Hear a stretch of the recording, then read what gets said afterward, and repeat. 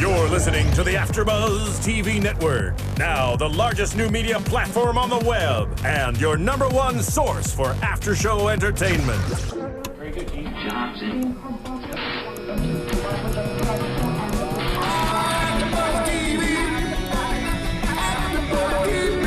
From the AFTERBUZZ Studios in Los Angeles, California, presented by Maria Menounos and streaming live thanks to Akamai Technologies, this is AFTERBUZZ TV. And welcome, ladies and gentlemen, to the Legend of Korra after show. And joining me today, the very, very airy Mr. Tauri Miller. Hey.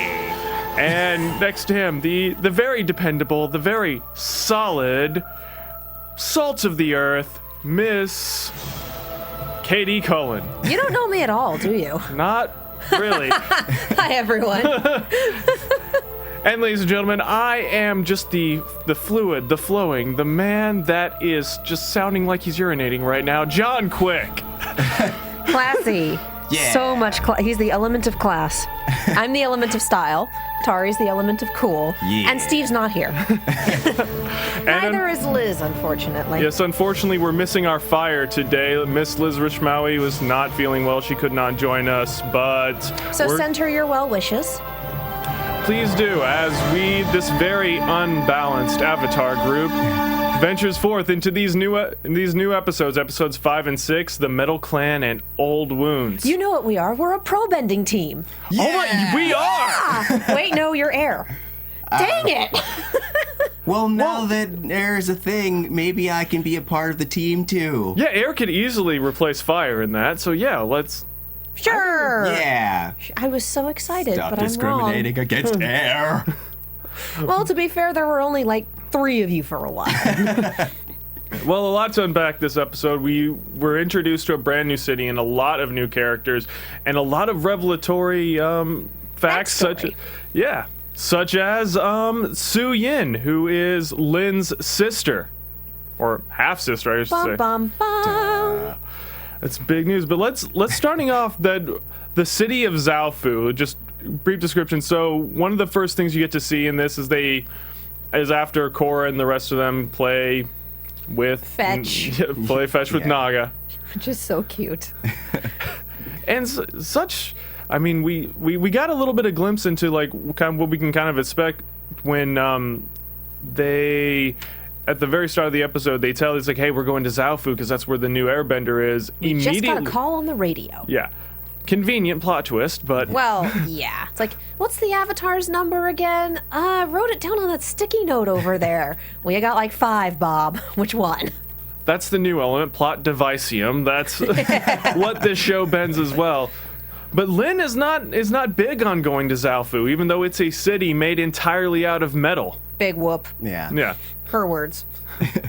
So, despite her protests, off we go. And so yeah, let's talk about like just even the design of the city. So we have like these 3 kind of like, I guess like central towers that are like surrounded by these Plateaus almost. yeah, and mountains everywhere. Yeah. and they have these like I don't know, it's leaves or something that like comes up and closes in on them at night. Like It's like a lotus flower. Yeah. it is like a lotus. It's just one of those things. Like it's kind of like reminded me of the city of Omashu, where city was entirely built around earthbending.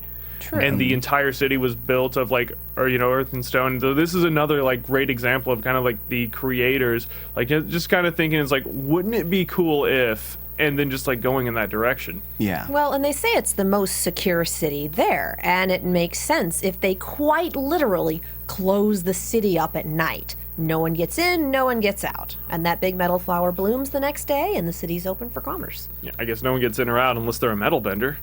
Well, true. yeah, but it's going to take more than one metal bender to open something that size. And they're We can't all be Toph Beifong. It's true. And they're rarer than, yeah, they're pretty rare. We know now that it's 1 in every 100. So, and if you were a metal bender, that's the first place I would go. So I would assume that like most of them live there already. Yeah, they call like everybody that lives in the Metal Clan. They call Yes. Su Yin. She's the matriarch of the Metal Clan. So it's more than like everybody that lives in there is like considered kind of an extended family, I guess, in a sense. And they talk about like the overarching philosophy that of the city of Zaofu is supposed to be kind of like the founding philosophy of metal bending, which is to go beyond to like achieve your full potential, and how like everybody within the city is kind of like a Renaissance person, like all based around like what they kind of like that huge statue of Toph Beifong. Yeah, they all have varied interests, and they're all encouraged to reach their full potential, and it's kind of like a liberal arts college. Yeah. Come in, learn, grow, but you better be a metal bender. A little bit. I guess we didn't see anybody who was a non-bender, but I guess we didn't meet everybody. It's true. Yeah. But there was like this weird, like, I got kind of this vibe of like, so the city like closes up at night when we meet Suyin, and she talks to Ai Wei, the guy that greets Korra and them at the landing pad, and they find out that Ai Wei is a truth finder, and she says, yeah, there are no secrets in my city. And it's like, it was played off to be very, very nice, but did anybody just get that whole like city of walls and secrets just a little bit from that? A little bit of 1984 up in there. Just, there are no secrets. Well, you can lie, just don't do it in front of that guy. Yeah. Or be off the ground. Levitate and lie. Yeah. Because that's not obvious. Yeah, just there's a lot of great images with this, and we also find out just in that one brief exchange, Toph is still alive. So another one of the Potentially. You think potentially? They said that she left and went to tour the world and seek enlightenment, and no one has seen her since. Right. So they have no confirmation that she's dead, but that doesn't mean she's still alive. It's one big question mark. They brought back Zuko. Why wouldn't you bring back? Oh, I know. I'm just saying there's no guarantee. That's true. It could go either way. And it's kind of interesting, like, well, we're going to get into it later as to why she left Republic City as their police chief to go off to do this. But continuing on from Zaofu related to that, so of course we now are unpacking all of this extreme family drama between Lin and Suyin, which at least this episode we're not sure what exactly has been going on, but Suyin is ready to put it behind her, or has already put it behind her, and Lin just will not let it go. She's being horribly acerbic, even more so, just catty. Yeah. Not something that she usually does. She's usually very brusque and very to the point, and you just kind of go with that. She's the police chief, but she's just straight up being mean. There's really not another way to put it. She's just being an awful person. Yeah, that's not like her. Yeah, well, like just that first scene where they meet on the, like, first off, Lin won't even get off the airship, which is just kind of interesting. And she's like, don't tell anybody I'm here. It's like, Okay, why? I don't have to explain myself to you, just don't do it. Right. Okay. Which got me thinking at first guilty conscience, but as soon as she and Suyin met, she was automatically like on Suyin's case about something. Like there was a lot going on, and just like in that conversation. Right. It's like what has she said? Yeah. It's just like she's the reason our family got torn apart 30 years ago. And then Sue basically says, yeah, and you done a bang-up job of keeping it that way. I also So like they're friends. Oh yeah, just a lot of just the warm and fuzzies of I haven't seen the sibling in 30 years, which I guess another one for the fans to speculate on. So we have that Lin very, very much asserts they're half siblings. Yeah. From different fathers. See, there's this fan theory, and I adore the hell out of it, that Toph didn't need a man. She just fashioned them both out of Earth. I'm like, you know what? I like that one. I'm going to go with that. I have seen that comic. I didn't know it was a comic. That's just something that I see people tossing around. No, somebody... I'm like, headcanon accepted. I think it was like, well, a lot of people seem to think that this is just a fan theory that Sokka is like the father of Lin. Could be. I seriously doubt we're going to get any semblance of confirmation on any of that. We could throw out all sorts of stuff. It could be this guy. It could be that guy. It could be people we've never heard of. It could be people we know. Who knows? Well, you know, we're having fun. Well, they never talk about what happened to Zuko's mom in the show, but then they immediately answer that in the comic series. So maybe we'll get that. I haven't read the comics, so I don't have that information. Don't spoil me, commenters. Don't do it. Although, as we've established in the Attack on Titan panel, this is a great time for blackmail. So No, see, our Sword Art Online people are really good at not spoiling me in the comments. There has been exactly one person who pointed out that an innocuous comment that someone made was indeed a spoiler, which none of us knew was a spoiler until this person pointed it out. Right. But aside from that, people are usually really good at not spoiling us if we ask them not to. So I'm asking you politely, and if you do it, I'm gonna get angry. Yeah. You don't want to see what happens after You politeness won't goes like away. me when I'm angry. Anyway. really don't try it. Back on topic. I tried to get $5 out of her for, not spoiling Attack on Titan stuff, and she just hit me in the face. It was, I thought. I was across the table from you. But you kept threatening violence with Anyway, watch the Attack on Titan panels. We're just a barrel of laughs and homicide. Yeah, but We get along about as well as Sue and Lynn. yeah. So, Let's talk about like that dinner scene just between the two of them. Just all of so like the awkward. just like little snippy comments you just get Right. firing off at her. Like what? Like I'm trying to like really kind of figure out what exactly, because they are acting like siblings to one another, like siblings that In the that worst don't- way. Yeah, that don't get along. Whereas like you think that Su Yin is trying to.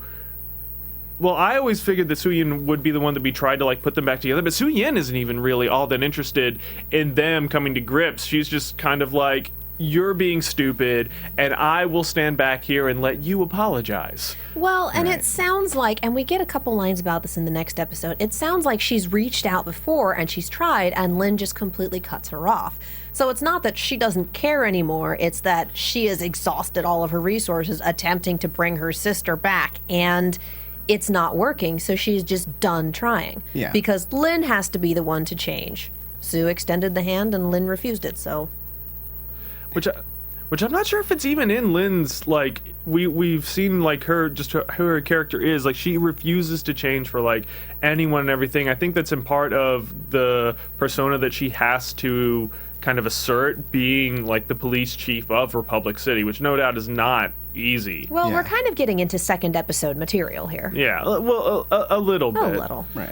But- Well, I mean, she's not really good at expressing her emotions, and that's all that this is. This is like coming home for Thanksgiving after being away for years. There's all those tensions that, one, I mean, you could assume that she's also been building them up in her head over the last 30 years, which makes them worse, whereas being in this liberal arts college, Su Yin has been kind of like trying to wash it away. And you can tell she's angry about the fact that Su Yin has what is really an idyllic life. She has like a lot. She has like what, like 4 or 5 kids. 5 kids. She has 5 kids, 2 of which created a game called Sport. Yeah, it's called Power Disc, like Wing and Wei. Yes. They have, Wing and Wei. They created a sport called Power Disc, and they're evidently good at it. They have Huan, who is the artist, and he's got long hair and a side cut, and he's an artiste. He's one of those people. He has a lovely banana sculpture. A lovely banana sculpture. That's actually not innuendo. It looks like a banana. It's inspired by harmonic convergence, but it, as Bolin points out, it looks like a banana. We have an unnamed eldest son who evidently does a lot of the contracting for her architect husband. And we have Opal, who is the only child who is important in these next 2 episodes, because she is now an airbender. Which was, I thought it was a great, like it was kind of a fun scene, like meeting her. Just there was a lot of like going on underneath, because Korra is like, well, we want to take her to the Northern Air Temple, and Su Yin is like, well, that's impossible. Nonsense. Her family is here. You can just stay here, live in the lap of luxury, and teach my daughter airbending. And Korra is well aware that she is not the best person to teach the ins and outs of airbending. Right. She knows it, but she hasn't lived her entire life in the discipline. This is why Tenzin is having all of the new airbenders at the Northern Air Temple. Well, it's not only that, it's like being an airbender, at least from what I have been able to understand, is like it's not just like shooting gusts of air at people. There is kind of like a lifestyle that you have to kind of internalize to really understand. And it's like air is supposed to be the element of freedom, and like we're already just kind of see like Opal probably is not going to become a really great airbender if she's always like held by this constraints of her family, because that's quite literally under the dome. yeah. And Stephen King. That's a reference, people. And while we're at it, who else shows up at dinner? Varrick. Water Tribe Tony Stark. I have missed this man so much. I know. He's awful, but he's... Oh, I was saying I want him to have his own show. I would watch that TV program. Wait, would it just be called Julie Do the Thing? Yes! You know how they did little mini episodes for Gravity Falls while we were waiting for season 2, and they do mini-sodes of other things? I would watch Varrick mini-sodes, just called Julie Do the Thing, and it would be all of his inventions and her having to clean up after him. It'd be perfect. I would watch the hell out of that. I think that could work. Kickstart it. I think that could work as a web series where it's like it was like a series of Billy May style commercials. Varrick and Julie. Could you just imagine that? Just Varrick with, his sleeves rolled up. Hi guys, Varrick here. And I want to tell you about my latest invention. And just like Korra's like just reaction, like, what are you doing here? And he's just like, that's a great question. What are any of us doing here? Like, completely skirting over the fact that in the last season he helped orchestrate a war. Tried to kidnap the president, framed Mako, did all sorts of awful stuff. And just the red versus blue fan in me. It's like, why is anyone here? And I'm sitting here going, oh no. You ever wonder why we're here? It's like, oh, we went there. We went there. It's not a philosophical question. I just want to know why we're in the middle of a box canyon. It's not a philosophical question. Why are you at this dinner table? It's like, who invited you? Because of your various crimes. Of course, we find out like Su Yin, like, her chef used to be a pirate lord, and she's just like, oh yeah, he was a pirate lord, and it's like, no big deal. What do you mean, no big deal? Other than no doubt the murder. But he cooks now, and it's glorious. Yeah. I guess so. Varrick, he just caused international war crimes, and, but hey, he's got magnets. Yes, magnets, how do they work, are evidently a thing of the future. Well, he's got ideas. Gotcha. Yeah. Well, he's got ideas for a bullet train, which, based on real technology, we've seen that actually works. And that's something you could really use in the Earth Kingdom because it's huge. Yeah. Or just getting around the world. Like, that could probably simplify a lot of things, as I'm willing to bet airships are expensive. Yeah. True, but I'd imagine you'd have issues over oceans, and especially now with the spirit population. It's going to be a lot harder to maintain, that's the word, a bullet train track over an ocean. Yeah. Did either of you guys get sinister feelings from him? Like, I feel like... I always get sinister feelings from Varrick. Yeah. He's a constant schemer. Right. I mean, but just introducing magnets to an all-metal society, it's like, well, I'm going to make something that will take away all of your weapons. Have a good day. Just going into the next episode, the magnet suit. Right. Oh, gosh, that was... way to pull everything right off the dinner table. Yeah. It was one of those moments that I'm like, this didn't really add anything to the episode. I don't think they're ever going to come back to it, but I don't care. It added a necessary comedic break, and given what goes on in these episodes, we kind of need it. Yeah. Which, getting onto more serious stuff, Zaheer officially infiltrates Airbender Island as, what was his cover name again? Yoru. Yeah. Yoru. He's like, I just found out I could airbend. I want to be a student. And of course the kids are like, we got another one, yay! Iki says, Mom and Kaya, we got another one!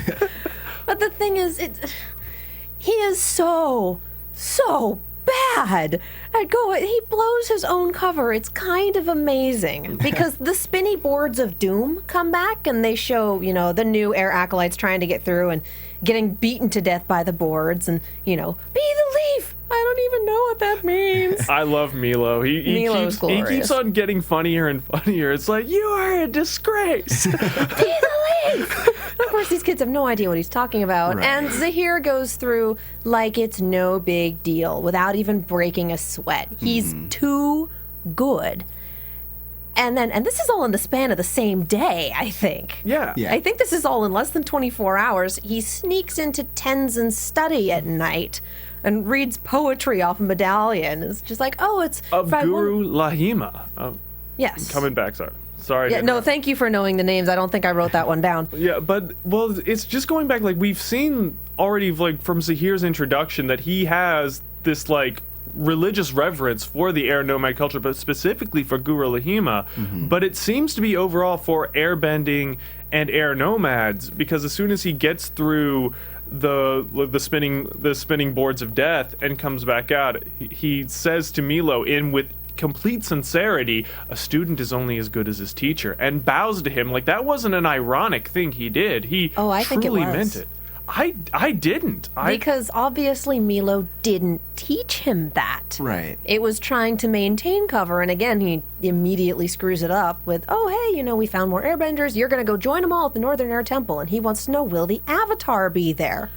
No, she split off. Oh, I'm disappointed. I was looking forward to meeting her. Which, well, I mean, to be fair, like, yeah, it was a little bit of a giveaway, at least for us, but I mean, who wouldn't want to meet the Avatar in that world? But Right. it's the fact that he was the one that asked about it. He could have waited for someone else to say it. He could have asked later, but just straight up right then and there, will she be there? Not more people, not the Air Temple, but will she be there? I mean, I guess he could have elbowed Da a little bit, who's our resident, like, airbender comic relief. Right. That's true. Yeah, but then...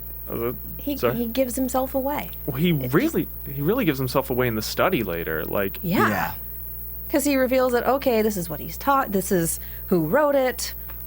Like, Help me with names. I'm not Guru good with names. Lahima, he's talking Yes. with Iki, but then again, that's a thing of his reverence for air nomads. When he was talking, he apologized to her for entering in, I believe it was Aang's old study. Tenzin. It was Tenzin's study. Nobody Okay. goes into Daddy's study but Daddy. Okay, yeah. Like he apologizes and he shares like that poem by Guru Lahima with Iki. There was nothing.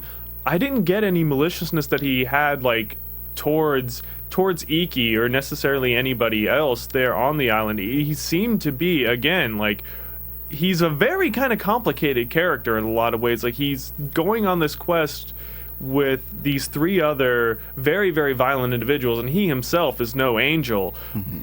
But at the same time, he has, like, a lot of this respect and love of air nomads. It's not fanatical. It does seem very, very... like I guess like not necessarily restrained, but like kind of normalized in a way. He's not a raving lunatic. I'm not Right. saying he's not sane. I'm not saying that he's not complicated. I'm saying he's really bad at keeping a low profile. That's the point I'm trying to make here, because Kaya starts questioning him. Well, you know an awful lot about airbending culture for someone who just started a week ago. Where did you say you were from?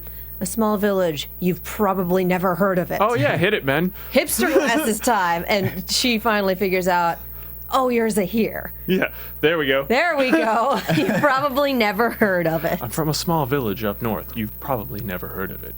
For those of you listening, we have the hipster Zaheer on the screen if here. you haven't seen this meme, look it up, Google search it. It's pretty great, but he's really, really bad at keeping a low profile. Right. Because he's the one that was perfect at the exercise the first time around, asked about the Avatar, has a lot of control.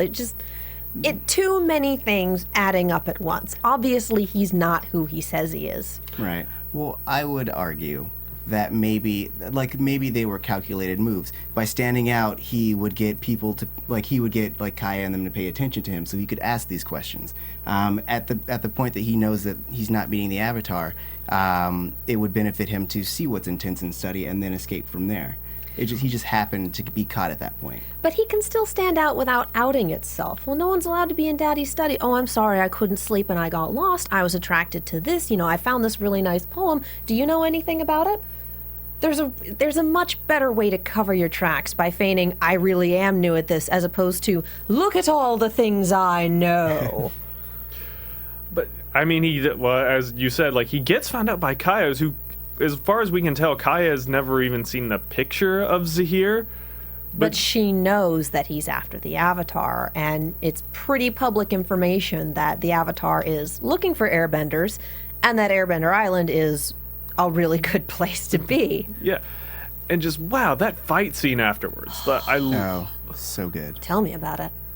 I think it's like my favorite point into there is like when Kaya like has like those two like streams of water just like circling around her and they're like squaring off, and then she throws and Zaheer just kind of like manages to dodge left, and then he like shoots that burst of air like right at her, and then I think he fly off with, was that Tenzin's? Yes. Like Yeah. It was Tenzin's glider, yeah. So he snags that and he's like, away! and just owns everybody with airbending. It was, I'm trying to like unpack his style, because his style is like it's oddly enough very reminiscent of the way that Kai has been airbending. So there's like it's definitely a part of Bagua, but as opposed to being very, very defensive, which is what the style of airbending is supposed to be, he's been finding more and more increasingly offensive moves. So Right. this is kind of another side of airbending, because we haven't seen violent airbenders like ever, or seen an airbender other than Aang a few times. Yeah. Right. Truly bring violence with airbending. You know, this is why the Fire Nation took him out. Because they have the potential to be really great, to be extremely violent, but they choose not to, and they're something of an easy target because of it. So that's why the Fire Nation just went, okay, we can knock them right off the board and not have to worry about it. Let's do the thing. When Sosin Comet comes around, why not? Apparently, they were about ready to burn the entire Earth Kingdom to cinders. Yeah. Seems to be a little bit of a cheat code, a little bit of God moding there. Yeah. But everything changed when, that meme will never die. Yeah. So now moving on, I guess, to episode 6, we have Old Wounds, which is aptly named, as this episode focuses almost entirely on like Lin and really what split her and Su Yin apart, and not only that, like just going back. So I guess just like opening in this episode, like one of the main things that we have is, well, first off, Korra actually accepts in order to become a metal bender, which is, we'll unpack to that. But with Lin, like her first on-screen appearance is her yelling at some people and apparently feeling really ill. Yeah. Yeah, but the lead-up line to that was fantastic. Like, this two guards is like, how many push-ups did you do last night? I did like 50. Yeah. She's like, what are you two doing? Why are you just standing around? And Aiwei's like, this is the safest city in all of the Earth, or the world, I guess. Right. Of course it is. They close up at night. It's like Malibu. Everything closes at 9 p.m. It's like, but I know a great acupuncturist. I've seen Mulan too many times. Every time someone says acupuncturist, my knee-jerk reaction is, well, we can't all be acupuncturists. I do The really... oddest lines. I do really enjoy the fact that, like, when you see, like, past Lin, I don't know if she was still dating Tenzin at this time when we see her when she just joined the police force. No, she had to have been, because she tried to arrest Pema. That's true. But I don't know if it was during either of the time periods that we saw in these flashbacks, because we kind of get, I don't know if they're two separate time periods, but they're probably close to each other. But the acupuncturist says, well, acupuncture may access buried memories, just let them come. Like, oh, it's a flashback episode. Yeah. All right. Yeah, which I think was like the interesting part, like when he puts like the needle into like her third eye, Yeah. and that's what awakens everything. And that's after she needs a second set of needles because she can't feel anything with the first set. He's like, well, I guess we need more needles. Like, this is going to be one of those pincushion jokes, isn't it? And it wasn't. I was pleasantly surprised. I honestly thought it's like, okay, this could be really bad because you know what's gonna happen. Like, she's gonna freak out and those needles are gonna go flying everywhere. Right. We all know it. And they did, and it was glorious. And I'm fairly certain that is not the first time that's happened to this acupuncturist. Yeah. I guess Because you're in a city of metal benders and it's an occupational hazard. yeah, which kind of surprised me that he wasn't wearing like protective clothing over everything, like face mask. He Or had those he needles probably- in his face. Oh, he probably just stopped him from. He was a metal bender himself, so That's true. probably not too difficult to stop his own needles. Right. But let's Yeah, do we want to talk about the flashbacks themselves? Oh yeah, let's dive right into why exactly Lin and Su Yin are in this gulf. Like, so we see like very, very first that like Lin comes in and she's very, very straight-laced and buttoned down, and Su Yin couldn't be the more opposite. She has like two hooligans. Just best word to describe them. Yeah. They're hooligans. Yes. Well, and Possibly earlier punks. on, Suyin did say that because Toph had such a strict life growing up that she gave her daughters all the freedom they wanted, so they wound up clashing and just vying for her attention, and neither of them really turned out well because they didn't have those guidelines. And So it was too much and then too little for them. Right. And I guess like Lynn just wanted to follow in her mother's footsteps. I'm not sure if it was like, I guess probably was because she hung out with Aang and Aang's family so much and like heard all the stories of her mom that she just grew up idolizing her mother and like almost like put her up on a pedestal. So of course she wanted to follow in her footsteps. And I think Su Yin, because she was the younger sibling, is probably why she just went that opposite direction. Well, she's doing the Bart Simpson. If I lash out, then they'll pay attention to me, even Right. if it's negative attention. Whereas Lynn was more, I'm going to be like Mom. That would make Mom proud and she'll notice me. Mm-hmm. Yeah. It's two very opposite ways of going, Mom, Mom, Mom. Yeah, and I guess it was like hilarious, like to hear Su Yin go, "Why are you gonna tell on me? Are you gonna report me to Mom?" It's like Just, such a brat. it was such a little sister older sister argument. Oh, yeah. So we have the first flashback is Lynn coming in police uniform and Suyin hanging out with criminals or hooligans who have a little satchel that's full of jewelry. Where'd you get that? It fell off the back of a truck. Doesn't it always? So right away we have a really good inkling that these guys are not what they seem and they're going to be anything but a good influence. Of course. Was anybody else? Were you guys like a little bit surprised by like because ostensibly that was Toph's apartments? Yeah, Like I she's think it was. Yeah, she's Right. well, one, she's descendant from the Beifong family who have all the money. Like just all of it. And then she's also the police chief and the first metal bender in the world. It may have just been a room in the house. Yeah. That wasn't the whole thing, just, one of them. It kind of looked like the Mako and Bolin's apartment before that got, vinified. Right. Well, I mean, don't know. Toph was always kind of a minimalist. Like, she never bought into the richness of her family. So, I mean, it would stand to reason that she would just have the bare minimum apartment so that she can go do her police work and then sleep, Yeah. Yeah. I guess actually that does sound a lot like Toph. I was kind of surprised that that she had such a small place when I guess she could have had more. I don't think she ever really wanted more. Plus, Yeah. it's more rooms to worry about and more stuff to run into, and she's blind. She doesn't want a huge, complicated floor plan. I'm surprised it was off the ground level. You'd think there would just be like earth everywhere as opposed to like boards. Like that has to. Did we know that it was off the ground level? I assumed that it was off the ground level. It looked like it was. There was also the wood flooring, which also kind of was. She might be able to do vibrations through that. I'm I not believe sure. so. I think she can, but I thought it like messed with her because that's when they tossed her in the wooden cage in that one episode back in book 3 of Last Airbender. I thought it messed with her seismic sense. Maybe. We're doing a lot of analysis over a set piece. So these wood floors. All these wooden floors, were they wood or laminate? Bend wood. Anyways. Can you bend wood? I feel like The water. The swamp benders. Yeah, the swamp benders. Yeah. Yeah, you can, but you have to have you bending the water inside We're them. actually talking about this. Okay. But anyway, to the flashback. back to the very important flashback Yes, not whether or not we can bend wood.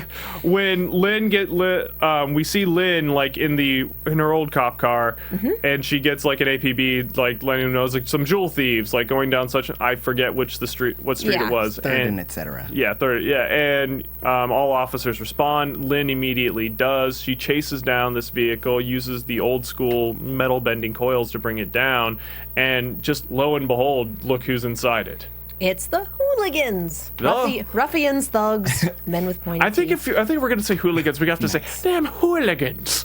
Just add a little bit of an Irish accent to it. You don't want to be like the hooligans. No. Not at all. No. Hooligans. All right, fine. Yeah. So basically, she goes after them and arrests them, and who should come out of the driver's seat of the getaway car but Su-yin. No, not only just coming out, she's like actively yelling at like, leave them alone. Like this is just like a random argument that they're having at home. It's just like, leave my friends alone. They weren't doing anything other than robbing a place. Right. And you're involved with them? I'm just driving the car. Oh yeah, you're the getaway driver. That's not involvement. Yeah, that's not something you can get arrested for and are about to. Yeah. Yeah, that was. So she starts leaving, and Lynn says, "Don't you dare go." She keeps going. Bad things happen. Yep. Yeah, This is a rough scene. Yeah, and this is also where we see those like Lynn's trademark scars, like where she got, which could also be why she is a little bit more bitter about all of this, because not only her face was scarred, and then her sister, like, you know, flat out betrayed her in a lot of ways. Because so Lynn wraps the cables around Su-yin to stop her, wraps them around her wrist. Su-yin cuts them, they snap back, and they snap across her cheek. The frayed ends are what causes that scar. So that's the answer to where that scar came from. Her sister caused it.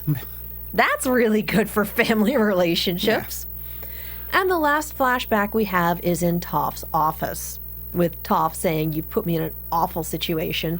Here's what we're going to do. Sue, leave the city. You're staying with your grandparents. Get out before sundown. Lynn, give me the arrest report." And she tears it up. Yeah, and that, I mean, just the look on Lynn's face when her mom does that, it was full of, but it was betrayal not only as as her daughter, but also as a police officer. She couldn't like fathom. It was like the image that she had of her mother got shattered at that point. Right. Well, and Lynn sees it as Sue essentially getting away with murder. She does whatever she wants, and there's zero consequences. And it sounds like this has been something that's come up before. I would have to say it had to be several times. I mean, if Su-yin is like already like acting as getaway driver in a heist, yeah, no, she's obviously been like doing a lot of things that, of course, like Lynn is just like, she shouldn't be getting away with this at all. Like, I don't think Lynn ever got disciplined. Like, neither one of them ever got the discipline. Maybe Lynn did a little bit hanging with Aang and possibly with Sokka. Like, maybe they were like kind of those authority figures in her life. Mm-hmm. Well, she probably got some discipline when she joined the police. That will really beat it into you. But she probably never got much from her mom. Yeah. And who knows who their dads are. Yeah. Which they don't even know. It seems like they don't even know who their fathers are. I doubt that they do. I seriously doubt they have any idea who their fathers are, and I doubt it ever mattered to them. Yeah. I'm sure at some point it may have mattered a little bit. I could be wrong in that. But that's an interesting family setup, which leads to a better family setup when Lynn, you know, after shooting the needles everywhere, walks in on Su-yin, giving both Bolin and Korra a nice, you know, metal bending session, and decides that she's going to interrupt all of this with a good old family brawl, starting with, "We need to talk." We need to talk. Throws metal at. Yeah. And Bolin's like, "I think Lynn's mad." And Korra going, "Should we stop them?" And Bolin, "Oh, you don't have siblings. Fighting is all part of the experience." Yeah, there's fighting, and then there's someone's gonna die. Yeah, that was vicious. A lot of the moves in that fight, which Lynn was screaming at her, it's like, "You're the reason why Mom stopped being a cop." Like, but she retired happily a year later. Yeah, out of guilt. And then there was, "Mom and I buried the hatchet years ago. You didn't bother coming. You would know this if you had." So Lynn is still holding a grudge for Toph over something that Toph is no longer concerned about. Right. Well, her own grudge as well, but "you did this to Mom" is certainly part of it. Yeah. Right. I mean, it's kind of prodigal son syndrome, if that's a syndrome, because like a little. I mean, yeah, because Su-yin was off doing her own thing, and then she's able to bury the hatchet without any repercussions, whereas Lynn has been doing the right thing this whole time, and gets no reward for it. She is, in fact, a lonely, bitter old woman for all her efforts. Which Su-yin, you know, very kindly points out, like, no wonder Tenzin left you.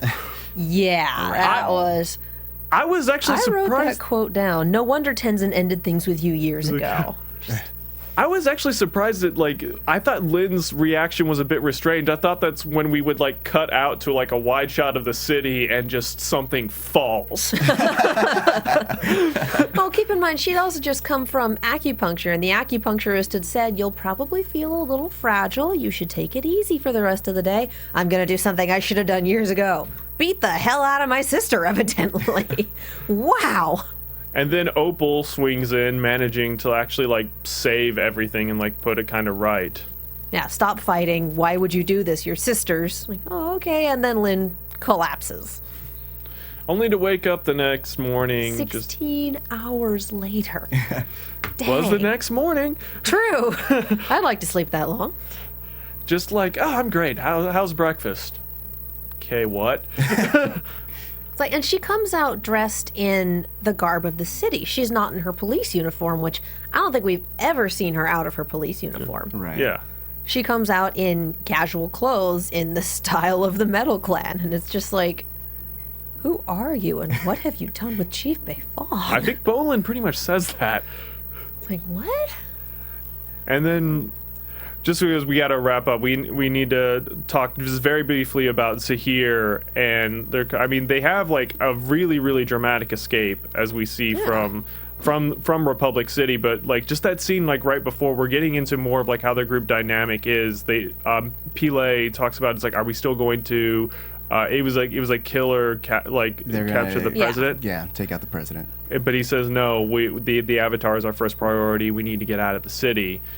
And So they knock over a delivery guy, hide in the back of his van, and force him to take them out of the city. And this poor man just freaks out. What wouldn't you, like, Ming Hua has like an ice dagger like pointing right at your heart the entire time. Right. Mm-hmm. Yeah, and then of course they make it out of the city. Just a combination of Gazan like magma bending the bridge and Pele just blowing cars up, because I guess when you have a cannon for a forehead, that's what you get to do. So it's not a subtle escape. Yeah. No. So obviously the Avatar and the rest of the people are going to hear about it. But, you know, essentially you think like, oh, well, he doesn't, Zaheer doesn't know where they are. But then, like, the last we see him meditating, and then he wakes up and he says, like, she's in Zaofu. Which, okay. Magic? Go ahead. I know, all you, sorry. I had interpreted it as him doing the spiritual projection. Oh. Because even that quote, if I remember what it said, boop, boop, boop, boop, gonna find it. Anyways, the quote that he had read from the Guru Lahima. Yeah, Guru Lahima. Was about like freeing yourself from the world and becoming like the wind, which is essentially what the spirit projection is. So I assume he had at that point mastered it and found where she was. Dude's just broken. Yeah. He's way overpowered. He's already figured out Janora's like uber advanced airbending technique, apparently. Yeah. Well, He's just broken. He's just broken. Well, I guess we're gonna going into like the next couple episodes, we're actually gonna see that assault on the city of Zaofu. Sweet. They actually showed that at Comic-Con, and it's something. It is something. Well, We got two more things we should probably mention for this. okay. One, Korra's learned to metal bend. Of Bolin course. has sucked up his pride and asked to learn and is not doing very well at it. And Opal talked to her parents and will be leaving with them to go to the Northern Air Okay. Temple. Yeah. Yeah, which wraps us up for this week. Don't forget, on iTunes, please comment. Let us know what you think, and give us a 5-star rating if you think we're deserving of it. And if you guys are on the YouTubes, please also comment, like us, share us around. We still don't have a winner for last week's swag bag. Like, nobody entered. Get to follow and get to commenting. Exactly. So, ladies and gentlemen, I'm John Quick. You can find me on Twitter at @NowQuick. I'm Tauri J. Miller. You can find me on Twitter at Tauri J. That's TaurijAY. You can also find me on the Sword Art Online panel and the Extant panel. I'm Katie Cullen. You can find me on Twitter and Tumblr at Kiaxet. That's Kiaxet. I am also on Attack on Titan, Sword Art Online, and Ruby. And that's all. We'll see you guys next week for episodes 7 and 8. See ya. From executive producers Maria Menounos, Kevin Undergaro, Phil Svitek, and the entire AfterBuzz TV staff, we would like to thank you for listening to the AfterBuzz TV network. To watch or listen to other after shows and post comments or questions, be sure to visit AfterBuzzTV.com. I'm Sir Richard Wentworth, and this has been a presentation of AfterBuzz TV. Buzz you later. The views expressed herein are those of the hosts only and do not necessarily reflect the views of AfterBuzz TV or its owners or principals. Thank you for watching AfterBuzz TV on YouTube. For more of your favorite after shows and interviews, subscribe to our channel here, and be sure to share your opinion on the episode in the comment section below here. We'd love to see what you guys are buzzing about. Thanks again. Buzz you later.